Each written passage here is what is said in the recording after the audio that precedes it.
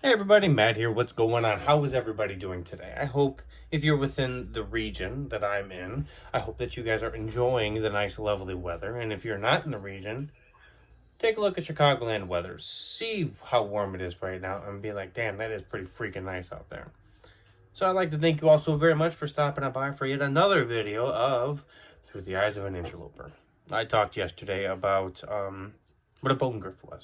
Bone grifts are quite fun and terrifying all in the same sense because they can lure people into their deaths. And it's quite interesting to think what would happen if Cadbury were caught in a situation like that. Today, you don't see a seatbelt. I'm not anywhere at all. I'm literally in my room right now. So, would I like everybody to wonder, what is going on today? What are we going to talk about today? We're going to read page 3 of chapter 1. Why not? I mean, it's one thing if you can actually go find the sample yourself on one of the various places that you can find the book, which is Kindle, Apple Books, Kobo, Nook, all the fun places to find them. But it's another when you actually have the author going to read you page by page, at least attempt to read an entire chapter before anything happens with on your guys' end. Hope you guys actually are thinking about considering purchasing the book. But before we get started on reading that one page, hit that like button, hit the share button, hit the subscribe button if you're not subscribed yet. So without further ado, let's get started on this third page of Through the Eyes of an Interloper. Like I did last time, and I did, well, time before was the first time, but like I did last time, how about we overlap a little bit so it's not one of those,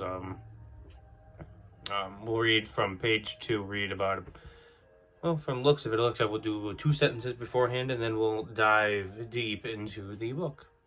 So sit tight, have some fun, grab that ice cold coffee or that hot beverage and bring it up to your lips, and just sit back. And I'll read you this time. Have some fun, shall we?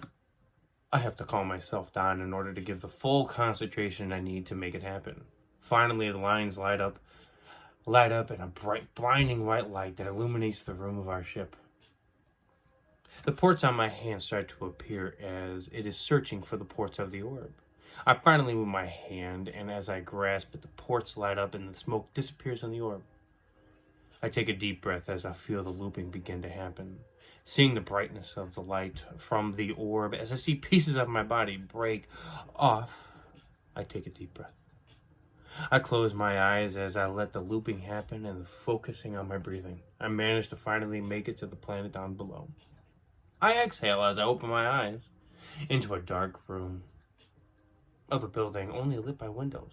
Seeing the dust fly in the orange lit light coming from outside. I look around the room trying to recognize anything at all. A couch, a table, stoves, anything just to know what kind of room this is I am in. I need to know all of this, what is around me, to know what I need to do, what I need just in case there is danger, or grab anything to defend myself. All the interlopers tend to have a weapon, a unique one, only built according to their studies and the art of skills they have been taught. My family has been using a mace for generations. I've only been using my father's till tomorrow. That's when I'll be having my own made. Oh yeah. I look around and all I see is hardwood floor and the walls that have absolutely nothing on them. Outlines of where picture frames or clocks were, but sadly nothing on them. There's nothing on the floor either. So they were taken? No, not knocked off. The area where the table and couches should be are vacant. There's absolutely nothing in this room except the dust and a lonely interloper. I don't want to draw attention to myself in case someone or something is in the dwelling. I can't give my or my parents' position away, especially mine since I have no way of defending myself. I peek around a corner and I notice it is yet another vacant room with dust filling the air as I tiptoe around. It appears to be what a dining room should be, but there's absolutely nothing here. You can see the outline of what used to be rug protecting the floor, where a dining table probably was.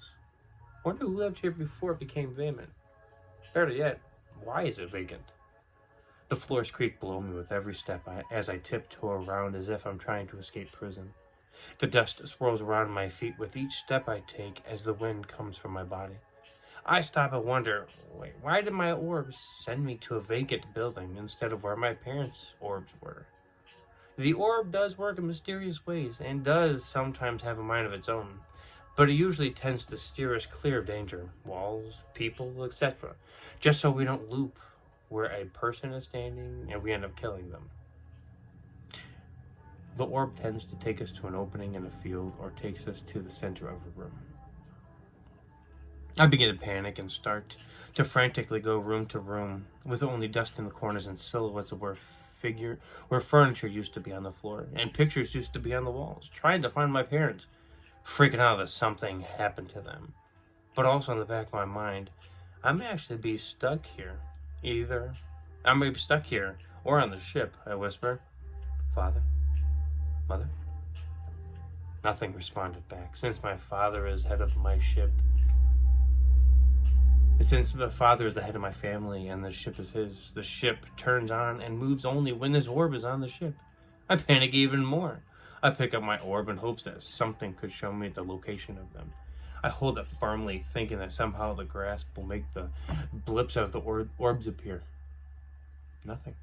The wood creaks underneath my feet as I frantically walk around the rooms. I turn a corner in what probably was a bedroom, and I see an orange blip appear on my orb. And that is where I will stop for right now.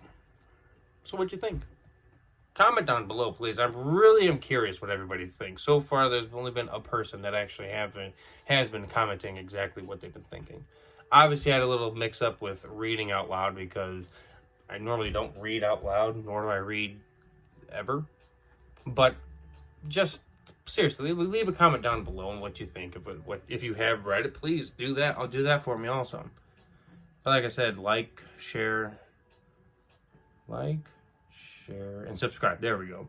To this page. So, what just happened right there?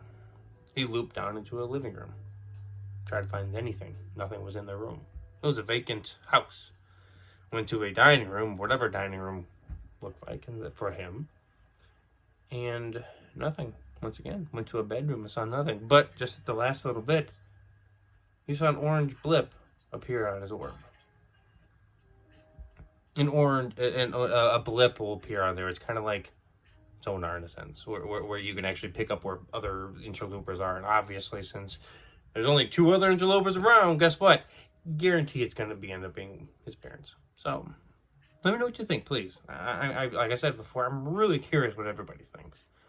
So, once again, you guys survived another video of this from this page. I think tomorrow I'm actually going to read the 4th page because as I'm reading this, I haven't read it in about a month, and I'm going to probably go nuts with it as well again because I really want to see